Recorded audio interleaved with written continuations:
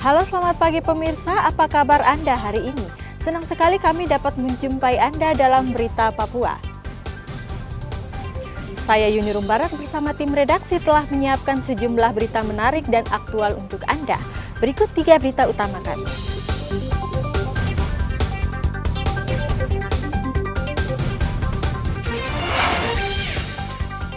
Seorang tukang ojek di Kabupaten Puncak Jaya ditembak anggota organisasi Papua Merdeka. 4 kapal nelayan asal Merauke ditangkap petugas Australia.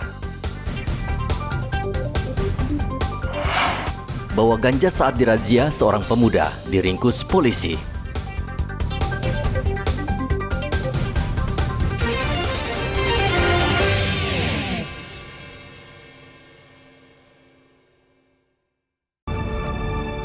Organisasi Papua Merdeka kembali menyerang warga sipil di Kabupaten Puncak Jaya.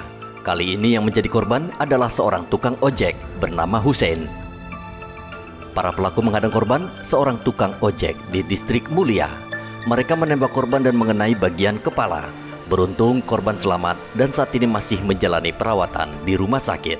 Korban Hussein saat itu baru saja selesai mengantar barang pesanan ke pos merah putih Satgas Yonif Macan Leuser. Saat perjalanan pulang, ia diserang 2 anggota OPM dan mereka sempat merampas ponsel dan uang miliknya. Warga sekitar akhirnya menolong korban dan membawanya ke RSUD Mulia. Rupanya helm yang ia kenakan telah menyelamatkan nyawanya. Insiden terjadi saat Hussein tengah selesai mengantar bahan makanan di pos TNI.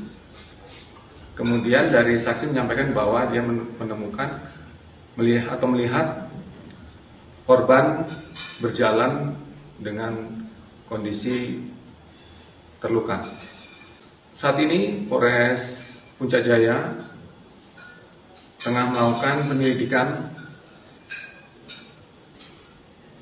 motif dari kejadian tersebut atau orang tak dikenal yang melakukan penembakan terhadap tukang ojek tersebut, dan sedang dilakukan upaya penyelidikan guna mengungkap pelaku dari aksi penembakan tersebut.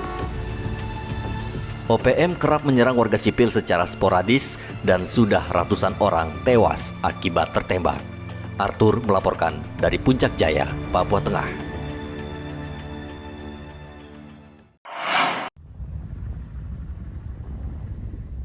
Pasca bentrokan antar 2 kelompok masyarakat di Kabupaten Duga yang terjadi selama 2 pekan, situasi sudah mulai berangsur membaik dan masyarakat sudah kembali beraktivitas secara normal.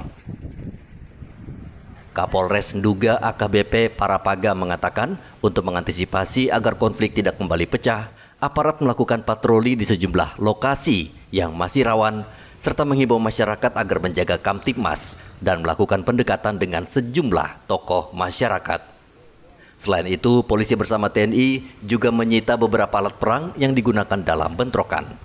Kodim 1706 Satgas TNI Polri yang berada di Kota Kenyam bersama-sama secara terintegrasi telah melakukan upaya tindakan kepolisian berupa penyitaan terhadap benda-benda alat perang yang dipakai oleh kedua kelompok berupa parang, busur, panah, dan juga sebagai upaya mencipta kondisi kita melakukan patroli secara terpadu di tempat-tempat yang rawan terjadi konflik dan juga waktu-waktu rawan terjadi kemungkinan terjadi bentrokan lanjutan oleh kedua belah kelompok. Tentunya hal ini juga kami dibantu sepenuhnya didukung oleh PJ Bupati Nduga, anggota DPR, MRP, tokoh agama, tokoh masyarakat yang ada di Kabupaten Duga. Tidak ada korban jiwa dalam bentrokan ini, namun sejumlah orang luka-luka. Bentrok antar warga sudah terjadi sejak 2 pekan lalu. Pemicunya terkait perhitungan suara dalam pemilihan legislatif. Polres Nduga menghimbau masyarakat untuk tetap tenang dan tidak mudah terprovokasi. Arthur melaporkan dari Nduga, Papua Pegunungan.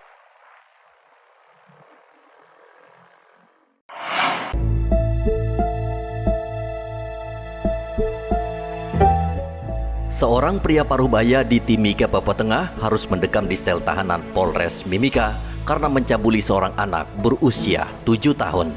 Ia ditangkap di Komplek Gorong-Gorong Timika setelah polisi mendapat laporan dari keluarga korban.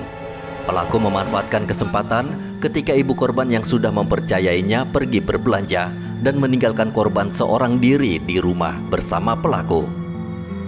Pertanyaan dari ibu korban ini akhirnya ibu korban menuju ke SPKT untuk membuat laporan seperti itu. Nah, si terlapor ini sebenarnya adalah ojek langganan, ya, yang sering dipercayakan untuk mengantar korban ke sekolah maupun antar jemput korban lah, ya. Untuk korban sendiri ini masih statusnya pelajar di salah satu sekolah dasar di Kota Timika. Kemudian untuk pelaku sendiri atau terlapor ini sudah kita amankan juga, ya, langsung kita amankan di di tempat tinggalnya, ya, di kontrakannya tanpa ada perlawanan. Saat ini pelaku juga sudah ada di rutan Polres 32 untuk selanjutnya kita tentunya minta keterangan. Saat ini pelaku masih menjalani pemeriksaan di Reskrim Polres Mimika. Polisi terus meminta keterangan untuk mengetahui apa saja perlakuan pelaku terhadap korban. Pelaku terancam pidana karena melanggar KUHP tentang perlindungan anak dengan ancaman hukuman 7 tahun penjara. Igobat Momolin melaporkan dari Mimika, Papua Tengah.